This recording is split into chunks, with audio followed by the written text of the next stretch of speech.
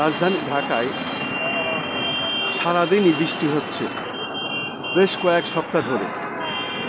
এখন আবার হঠাৎ বৃষ্টিতে মানুষ বিড়ম্বনার শিকার হচ্ছে এবং ভিজে পুড়েই অনেকে কর্মস্থলে যাচ্ছেন, ছুটাছুটি দৌড়াদৌড়ি লেগে আছে। আমরা দেখতে পাচ্ছি সেই বৃষ্টির সাথে আবার ঝোড়ো হাওয়াও আছে। আমরা দেখতে পাচ্ছি বৃষ্টিতে মানুষ এভাবে এক ছাতার মধ্যে দুজন করেও যাচ্ছে, কিন্তু এই প্রচণ্ড বৃষ্টিতে মানুষ এখন দিশেহারা।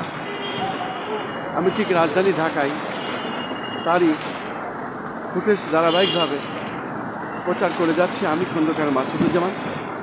আমার যে 12টি ইউটিউব চ্যানেল আছে তাদের পক্ষ থেকে, সেইগুলির পক্ষ থেকে, এবং 2টা অনলাইন পোর্টাল আর প্রকাশক সম্পাদক হিসাবে আমি দীর্ঘদিন ধরে এই কাজ করে যাচ্ছি। এবং আমার যে চ্যানেলগুলি আছে সেগুলি আমি এভাবেই প্রচার করে থাকি। যখন যেটা যেমন তখন সেটা তেমন, আমি সেটাই সাধারণত দেখে থাকি।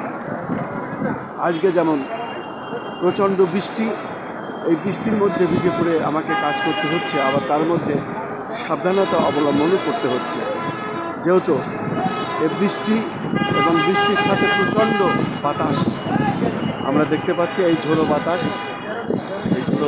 এবং বৃষ্টি একই সাথে হচ্ছে।